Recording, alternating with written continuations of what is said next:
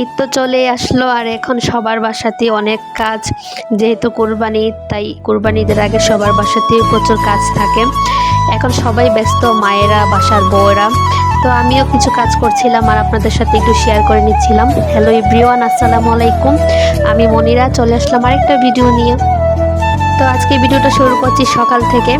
যেহেতু নাস্তা বানাবো, চিনি এবং দুধ দুটোই ফুরিয়ে গেছে তাই বয়মে রেখে দিচ্ছিলাম। আমার ছোট্ট একটা বাসা আর ছোট্ট একটা সংসার, তাই আমার সংসারে তেমন বেশি কিছু কাজ নাই। তারপর যেটুকু আছে এইটুকুই আপনাদের সাথে শেয়ার করছি। খুব শখ করে পেজে এবং প্রোফাইলে কাজ করতে আসছিলাম, কিন্তু একদমই ভিউ আসে না, যার কারণে মনটা খুব খারাপ।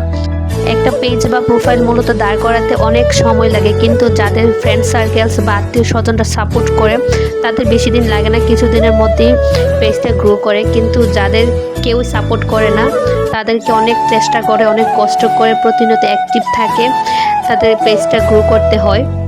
তো যারা আমার ভিডিওটা ওপেন করেছেন অবশ্যই অন্তত 1 মিনিট দেখে তারপরে ঢাকা দিবেন। আর এদিকে আমার চা কিন্তু খুব পছন্দ। আপনাদের কাদের চা খুব পছন্দ কমেন্টস করে জানাবেন। তো সকালের নাস্তা বানানো প্রায় রেডি, তো আমরা মা ছেলে 3 জন এখন খেয়ে নিব। তারপরে বাসায় আরও অন্যান্য কিছু কাজ ছিল, ওইগুলো শেষ করে আমি দুপুরে রান্নাটাও শেষ করে নিব। তো গতকাল রাত্রে আরিয়ানের বাবা চিংড়ি মাছ এনেছিল, তো ভাবলাম চিংড়ি মাছ দিয়ে ধুন্দুল রান্না করি, আর তার সাথে করে নিয়েছি চিংড়ি মাছ দিয়ে বেগুন ভাজি।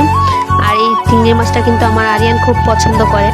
আর এদিকে আপনাদের ভাইয়া কতগুলো আদা পেঁয়াজ রসুন নিয়ে আসছিল, তো এগুলো সব এখন ছিলে রেখে দিয়েছি, তারপর ব্লেন্ডার করে ফ্রিজে রেখে দিব। আর একা একা এগুলো করা খুবই কষ্ট, আর এটা শুধু আমি একা না, এখন প্রত্যেকটা বাসাতেই এই কাজটা চলছে, যেহেতু কোরবানি ঈদ। তারপরে ভাবলাম আমার এই ছোট্ট রুমটা একটু সাজাই, যেহেতু এই রুমটাতে ওরা 2 ভাই সারাদিন খেলা করে। আর এদিকে আপনাদের ভাইয়া 2টা পোষণ নিয়ে আসছে।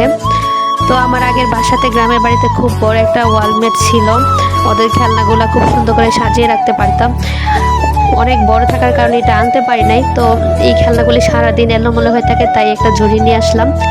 আর ঝুড়িতে রাখার পর কত সুন্দর লাগছে। আর এদিকে আমি কিছু প্লাস্টিকের বক্স বয়ম এগুলো এনেছিলাম।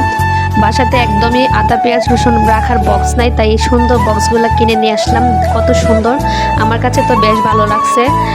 ঢাকনাগুলো লাল, এগুলোতে আমি খুব সুন্দর করে আদা পেঁয়াজ রসুন ফ্রিজে রেখে দিতে পারবো। তার সাথে বিস্কিট, চানাচুর আর অনেক কিছুই রাখা যাবে।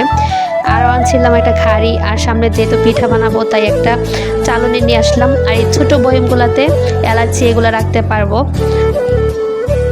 তো আমার ছোট এই রুমটা আপনাদের কাছে কেমন লাগলো কমেন্টস করে বলবেন। আর এই যে দেখেন আমার ছোট্ট খেলা করছে, এই রুমটাতে ওরা 2 ভাই সারাদিন খেলা করে। তো আজকে ভিডিওটা এই পর্যন্তই, সবাই ভালো থাকবেন।